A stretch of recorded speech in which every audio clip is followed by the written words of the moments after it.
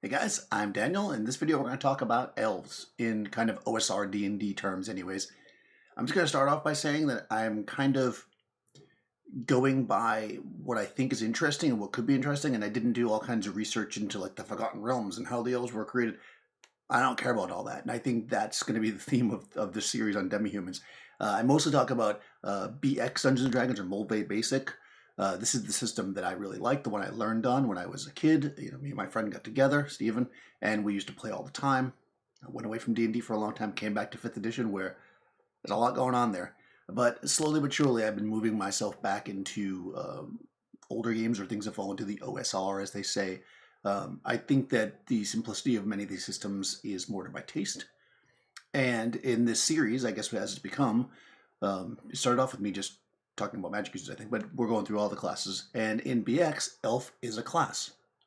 So let's take a second just to think about that, because this is actually could be a video in and of itself, but I'm just going to talk about it for a minute. So if you look at the progression of Dungeons and Dragons as I know it, and I'm not a historian by any means, but I have original Dungeons and Dragons, and I have a copy of Holmes Basic, and of course I have AD&D, and then Mulvey. So that's up to this point.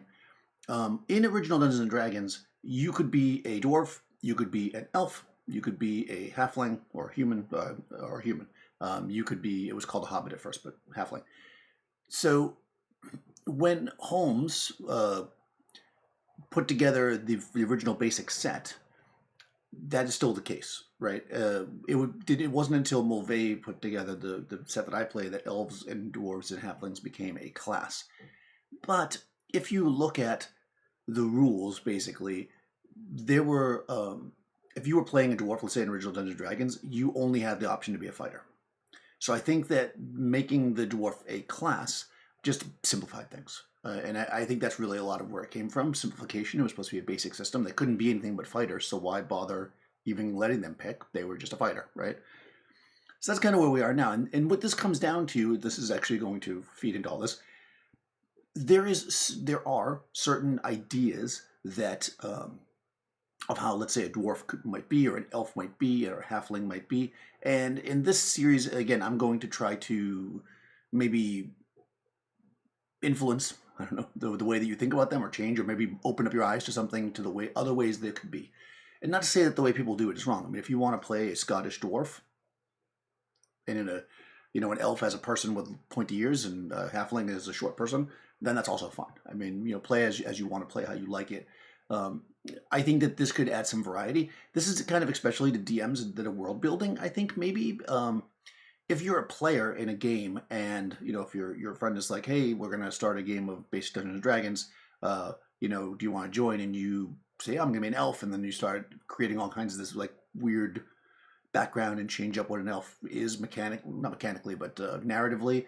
I would definitely talk to the GM first. Hopefully they're cool with you mixing it up, because what we'll find, I think, is that elves, or even dwarves, really are not particularly one thing. Like many things in folklore, there's lots of different types of elves, lots of different types of dwarves, and sometimes those words are kind of intermixed, as far as I can tell. So what you find is that you could have a lot of variety, but instead everybody just plays kind of what we call Tolkien elves, like tall, good-looking, pointy ears, like kind of snooty, for the first 4 sessions. Then they just play them as humans. They just have better bonuses, but that's a whole other thing. I think if an elf is just basically a snooty human and a dwarf is just a Scottish human, then you just end up playing them as humans. So by making them a little bit more far out, a little bit more interesting, a little bit more weird, it will make you, at least ideally, it will make you stick with that and really explore what could be going on with that. And again, I'm not saying one thing's right or wrong, because I know that I got some comments in the other video where I talked about this last video, and people were like, oh, players, okay. I mean, I don't know. Not every player is going to want to do one thing. Not every player is going to want to do anything. It's like when people reach out to me and they're like, how do you get people to play these OSR games? Nobody wants to play them. Well, clearly they do. It's like, don't go to the people that are playing 5th edition and love it, and go to people that want something different. So same thing here. If you have a group of people that sometimes they're referred to as beer and pretzel RPGers, where they get together once a week or whatever, and you guys hang out and you have fun and you just roll the dice and kill monsters, and that's cool. you don't have to change anything, because I think the system really is good. You know, playing an elf the way, if you actually stick to the way they're described, is pretty cool. And let's talk about that. We're going to look at the way that Mulvey talks about elves. We're going to look at another one, White Box, which I think is an interesting thing, and a couple other things, and then I'll talk a little bit about what I think could be interesting for elves and what you might want to try as far as lore and some mechanical stuff as well. So let's go ahead and look at my screen. Let's see. I'll take this off first so we don't have some kind of weird inception. We don't want inception. Okay, so open up preview, and I'm going to go over here. Okay, let's see. Okay, so you should be looking at my screen now, hopefully. All right, so we can see elves. This is Mulvey Basic, or BX, the system that I like to run. Elves are slender, graceful demi-humans, right? That sounds about right, right? Delicate features and slightly pointed ears. They're 5 to 5.5 feet tall and weigh about 120 pounds. So they're a little smaller, I think, than modern elves are, which I actually like. I like my elves to be a little bit smaller. I think that makes them a little more interesting, because you wouldn't mistake them from a human from far away necessarily. I mean, not that humans aren't between 5.5 feet tall. But they can be dangerous opponents, able to fight with any weapon and use magic spells as well. Now, this is important because in BX, if you don't know the rules, basically a elf is kind of what you might consider a multiclass or a fighter magic user. So they have the abilities of a fighter and the abilities of a magic user. So they're very powerful, right? Because they can use any weapon in magic spells. They prefer to spend their time feasting and frolicking in wooded glades. I wonder how many PCs are feasting and frolicking. I don't think that's happening very much. They rarely visit cities of men, right? Now, see, again, this lore is important because when you go and you look at the henchmen section, it specifically points out that you won't find, elf henchmen very much, because elves are not supposed to be just in every city. They rarely visit the cities of men. They should be in the woods. They should be rare. This is what this is saying without saying you can't play an elf. What it's saying is there should be few elves, right? Because, or at least in the areas of men. Okay. Elves are fascinated by magic and never grow tired of collecting spells and magic items, especially items beautifully crafted, right? So we know they're kind of snobby, and we got that. Then it talks about prerequisites and blah, blah. They do have a level cap, although it's 10th level, which if as it turns out now, BX only actually goes to 14th level. Originally, they were going to go at 36, which ended up being Peckme where they relaunched it, but again, you can look that up separately. So a level limit cap of 10 is not really that bad, considering there's 14 levels. So anybody complaining about level caps, they can see in the dark, right? They have infravision. They can see secret doors more easily, which I think is very interesting. They also are immune to the paralyzing attack of ghouls, and they speak a few languages. So that's basically your elf. Like, that is the elf class. Like, that's a class in BX. If you've never looked at BX before and you're used to like more modern games, that's literally the class right there. Now, let's take a quick look at White Box, because I think the way they approach it is a little bit interesting to me. The referee can interpret elves in many different ways. Are they the fairy folk of Irish legend, the Vanir of Norse mythology, or perhaps something more akin to the elves of Tolkien's imagination? So, it does say as a baseline, most elves are associated with magic as well as being skilled with the sword and bow. An elven adventurer may choose on any given day whether to have the capabilities of a fighter or a magic user. So that's basically, in the way that they do it is like OD&D, where you either go a fighter or you go magic user, and you can switch back and forth. They also have a variant where it's like a combined class as well, but that's more like OD&D because, of course, White Box is supposed to be a OD&D clone, as it would be. Let's take a quick look too. I went online because I wasn't 100% sure about Vanir. I don't even know if I'm saying that right. I'm probably not saying that right. So I took a quick look, according to Google. In Norse mythology, the Vanir, actually tells you how to spell it. Yeah, that's how you say it. Vanir, yeah. Singular Vanir. A group of gods associated with health and fertility, wisdom, and the ability to see the future. Now, I don't know that much about them, but that's interesting. They're basically godlike, which ties into this Irish one, which I opened here. Although this is I'll put a link in the description to this little article, The Fairy Folk of Ireland, by Ali Isaac. It's from a few years ago. Well, it looks like 6 minutes to read, but I'm not going to read it to you. It's really cute. I mean, that's a really cute picture, I should say. It's really interesting, and she mentions specifically here, I'd just like to point out that although it's popularly believed that they pick up their gods, this is something else, the Danan, ancient texts actually refer to them as kings, not gods. This is interesting, though, right? We know that elves are supernatural, right? They're according to the basic book, right? Elves are basically associated with magic. They're also the same is true in White Box and in most situations, right? Elves have this connection to magic. They are a magical race. Why though, right? Why are they magic? And what's interesting here is if you take the conventional approach, which I see people say, and this is again a deal where they talk about why they don't like level caps, and they're like, but elves live a super long time, although it does not necessarily say that here. Why would they have a level cap? They could learn spells forever. The thing is, they would rather be frivolous and frolic, right? The nature of elves is such that they're not studious for the most part. And again, I get that you can play anything, but we're talking generalizations. Why are generalizations good? Let's talk about that before I start talking about other things. So I will posit that even though you could say there's the exceptions, which is exactly the truth, right? Exceptions make the rule. If I were to say, like, I live in New York, right? I've lived in Florida, Florida, man. I've lived in Miami, right, Miami Beach. I've lived in Massachusetts. I've lived in Georgia. I've lived in a bunch of places around the United States, and I've visited multiple countries around the world, right? So I can pretty firmly say that if I was to describe certain aspects of people that live in New York or live in Miami or live in, wherever different places I've lived that I know enough about, I probably wouldn't be that far off from most people. Now, sure, is everybody in Miami this way? No, of course not. Is everybody in New York this way? No, of course not. But a generalization does help, right? It does. If you go out to someplace where most people, because that's the industry, are farmers, let's say, it would be fair to say that most people will understand certain things because they have been around farming, because that's basically all there is, right? This is how I look at generalizations in the races. Like, the elves are this way because the elves kind of all grew up in this certain society that respected certain things. This is just how the elves are.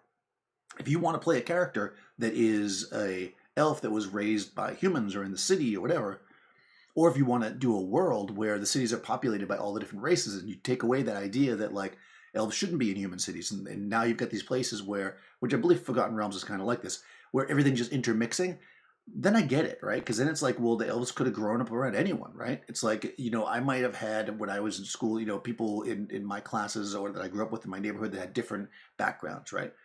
They might have, some of them might have certain traditions, some might have other traditions. And as we grew up all together, it mixed together. I understood more of that. But if I grew up in a community where they only really had one, and I didn't know there were other traditions, I didn't know there were other types of things. Maybe you could look at something like the Mennonites or the Amish. And again, I'm not making a judgment about anybody. I'm just saying, like, if you look at those communities, if you've ever been there, you could make general statements. No, they're not all alike. Of course not. Everybody's not all alike. Every person is different. But making a general idea that, hey, they know how to raise barns, which is like the classic thing with farmers, they probably do, right? So this is why I think making of a class is not necessarily bad. And again, in a basic game. If you're talking about a more complex game, an advanced game, then sure, having race as a class might seem a little bit off. But in a more simplified game like we're doing, I think it's totally fine.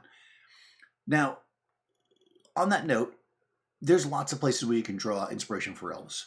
And it just so happens that most people seem to just draw this Tolkien connection. I think if Gygax had never put... Sorry.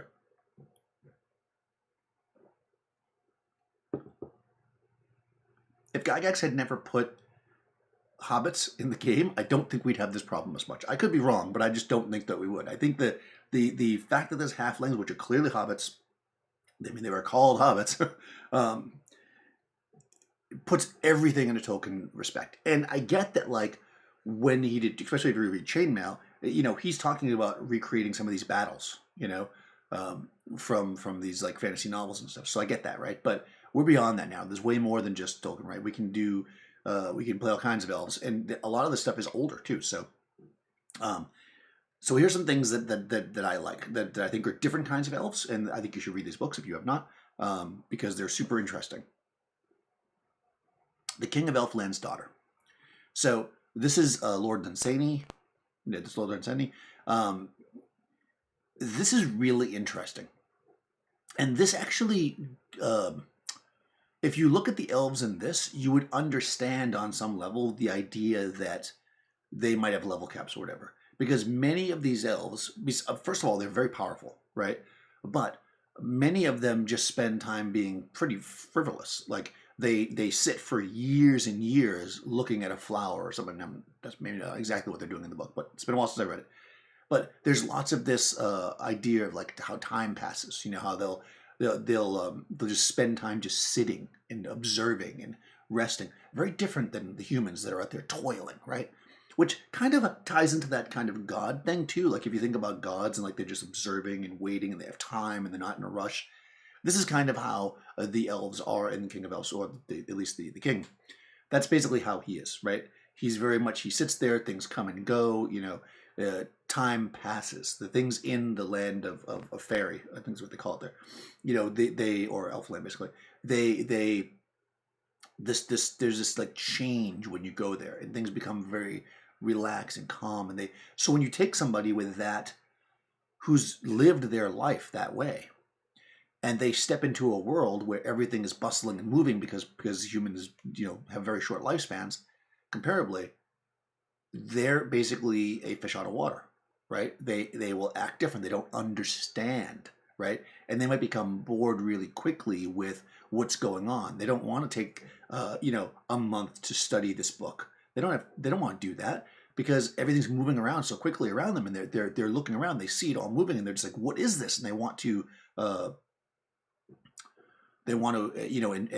interact with it. Or if they take that book, right, on the other side and they bring it back to Elfland and they sit there, again, a human might read it in a month because they're studying because they only have so much time, but the elf might take 10 years to read that book because when they're in Elfland, they're kind of just like, so it's a different mindset. Like their way of looking at time is so different than ours that elves would just generally probably take longer to progress, right? They would take longer to move forward in anything because they're not in a rush, right? They are not in a rush. Think about it. I don't know how common this is around the world and where people are watching this, but there's a term called a Sunday driver, where although now people drive around all the time crazy, but because it used to be like on Sunday, most things were closed, most people weren't working, so if you went on Sunday, you might just go out for a drive. You're not going anywhere in particular, so you're often going slow. You're kind of looking around. This is the elves, right? They're the Sunday drivers of the D&D world. They are taking their time because they have all the time to take. If you lived 10 times as long, you maybe wouldn't be in as much of a rush as you are now. People are probably like, yes, I would be. Well, okay, all right, fine, you would be. But generally speaking, people that are not in a rush, right? When you're on vacation, let's say, and you don't have to go to work, maybe you take longer to get up and you enjoy an extra cup of coffee in the morning, or you stay up a little bit later at night, enjoying a book or watching a YouTube video. These are the things that you can do because you have the time to do them. So this is one kind of version of the elf, right? The other elf that I really like, which is kind of similar in a way, is from a sword called from a story called The Broken Sword. These are the elves that use like changelings. They steal human babies, and they replace them, with elves. And what's interesting about that too is that when they replace the human baby with the changeling, which I guess is an elf, it's a little bit hard to depending on the stories you read, it's a little bit different. That elf that's in the normal world ages normally, like they don't take super long to age, which we're going to talk about in a second. But then vice versa. But the human in the elf land in this case does actually age at the normal human rate as well. So it's interesting. Which means that the elves are like, they like to bring the humans in because elves don't, in this story, the elves don't reproduce so quickly, right? So they can, because they have such long lifespans. So bringing these humans in, they can basically have, children, essentially. And they I don't remember if Elfland's Daughter weighs heavily on this, but they weigh heavy on the thing of like iron hurting elves and them not being able to interact with certain things, and also the idea that like they're like armored swords, like they're amazing fighters, but the human that's with them, because he learns their fighting techniques, ends up being a much better fighter because he's bigger and stronger, right? Because they're petite and thin, but and when fighting each other, they're master swordsmen. But a human can smash their weapons. So there's actually part of the story where they talk about how he can't use those weapons after he reaches a certain age, the elves' weapons, because whenever he uses them, he breaks them. Because he's so strong, because the human is much stronger than an elf. The elves are just different. They're different physiology, they're different strengths, but they're amazingly clever and they're amazing fighters, but they're not as strong. So this is an interesting thing that you could use, right? Now, let's talk a little bit about that, because I think, so first of all, the idea of changelings is really interesting to me, and I think that if I was creating a system of a little bit of a lower fantasy system, or I wanted to manipulate the system that exists, I might actually replace elves with changelings. They've got that little bit of elf in them, but they don't live forever. They don't whatever, well, I mean, they're just different, right? I think this is interesting.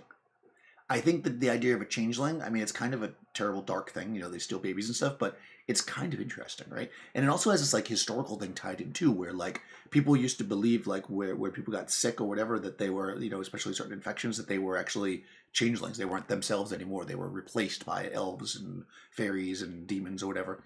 So I think that's a fascinating take, I think, in an RPG to instead of having elves per se, to have changelings, especially if you're playing one that doesn't really have a lot of demi-humans. This could be like your variant that you could do. I mean, obviously you wouldn't allow every player to play it because that'd be weird, but letting somebody be a changeling could be interesting.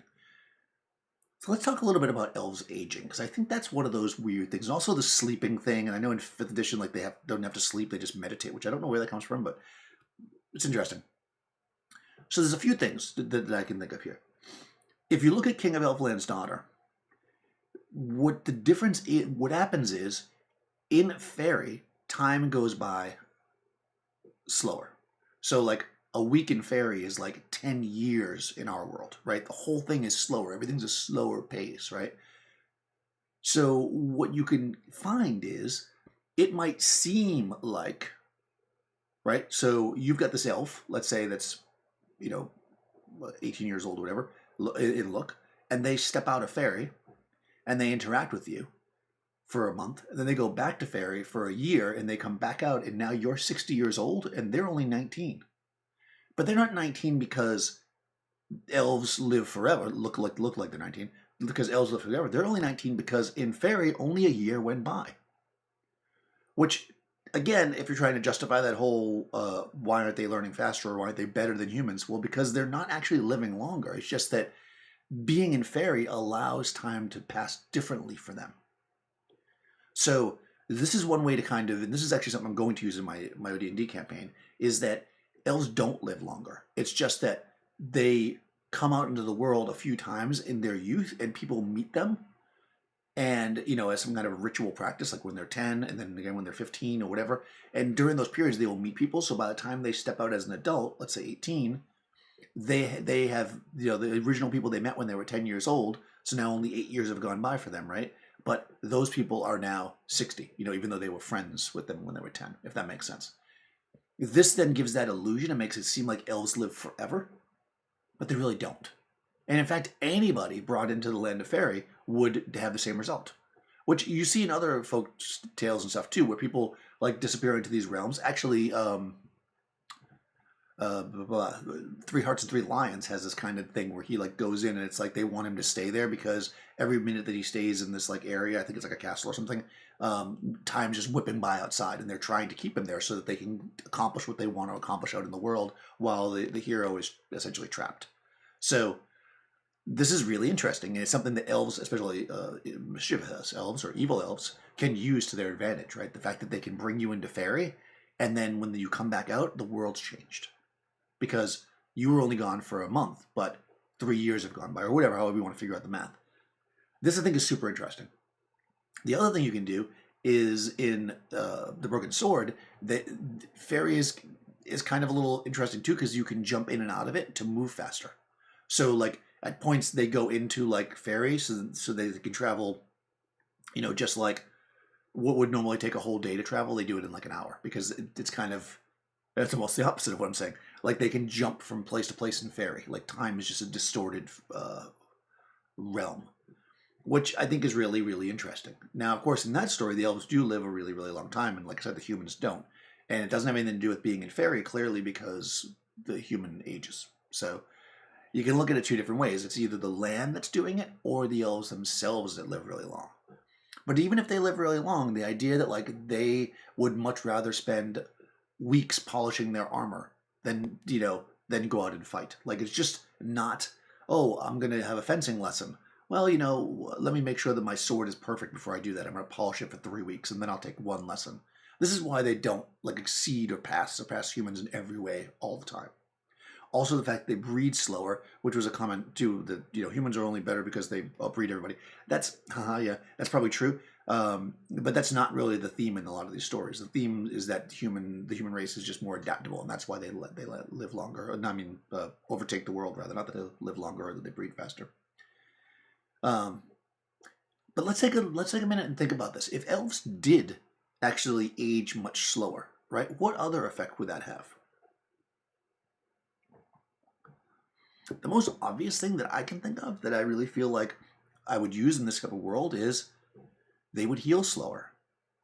Because getting older, right, is a process of your body shedding, right, old cells and bringing new cells, right? That's basically what it is. I'm not a scientist, but, basically. If elves do that way slower, why would they heal at the same rate as us? Wouldn't they take forever to heal? If they break their leg, wouldn't it take them 10 years for it to heal since they age 10 times slower than we do? This could be super interesting. Now, granted, magical healing is a whole other thing, but if you're talking about natural healing, especially in systems that don't have a lot of magical healing, that means your elf player character has to really be careful, because if they get hit by that sword, they're not getting their 3 hit points back that day of rest in the village. They're getting maybe 3 hit points back per week of rest or whatever, because compared to the humans. So again, this could act as a balancing thing, but also as just a way to make the elves really interesting, right? Or it could be that the elves go into fairy and they heal faster, but when they're in fairy, time goes by faster. So it's the same thing, but it's just they don't feel like they're sitting there for the 3 days, so they won't age. So maybe an elf that knows that he'll be out of commission for a month will actually leave, because in fairy, it's only going to take him 3 days to heal, and then when he comes back out, a month will have passed. So you can combine these things, right? Maybe they heal at normal rates in fairy because that's how time is.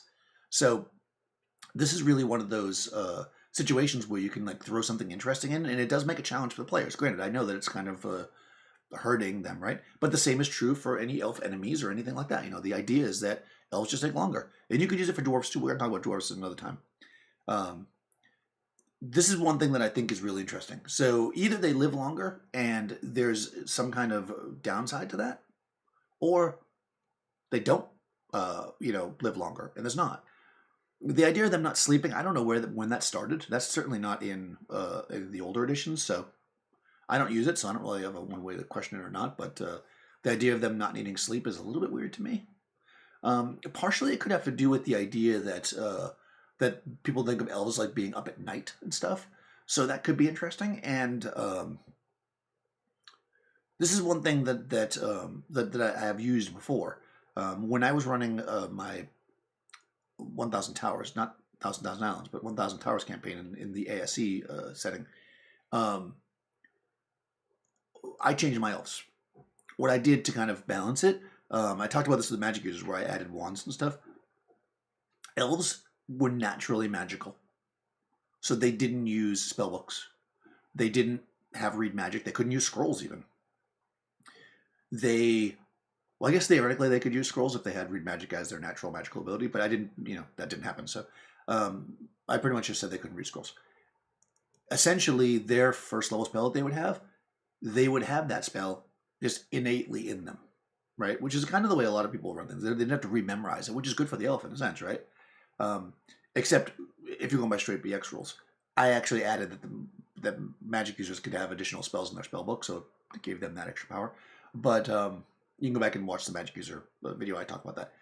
But what the elves had to do was they didn't sleep because they had to be under the moonlight, frolicking naked in wilderness in order to regain their spells. So this meant that elves didn't want to stay in town because they couldn't get their spells back if they did. They couldn't stay in a dungeon overnight or else they wouldn't get their spells back. They needed to be out under the moon. And also, the couple of nights a month where there was no moon, they couldn't get their spells back.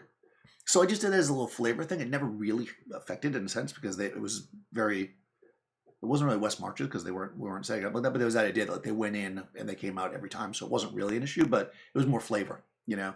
And I think once or twice they traveled, so they had to do it, but they were outside.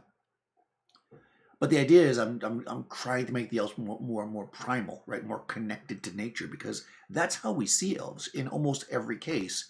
We see elves as connected to nature and magic, but also fierce warriors. This is basically how we see the elves.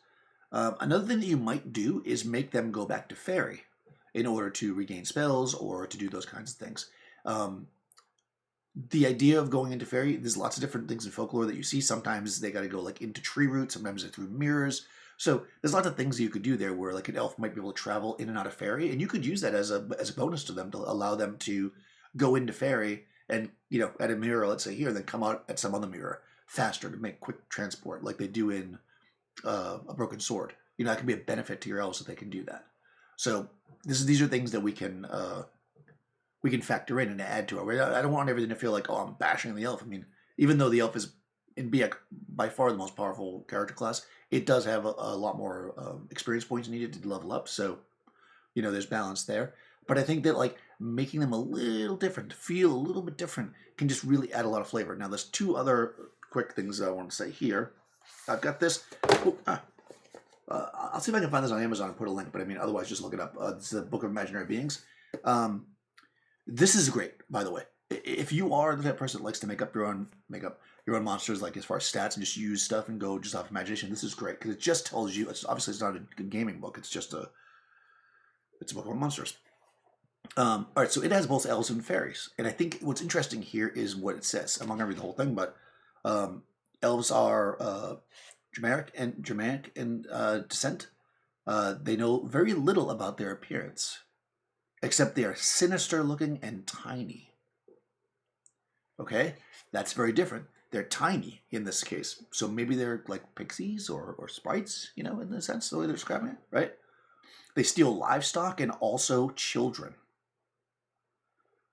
All right, they delight in mischief and deviltry, and then talks about some other stuff. Then talks about like spells you can cast so they don't shoot you with the tiny little bows. So that's very interesting. Right next to it is fairy.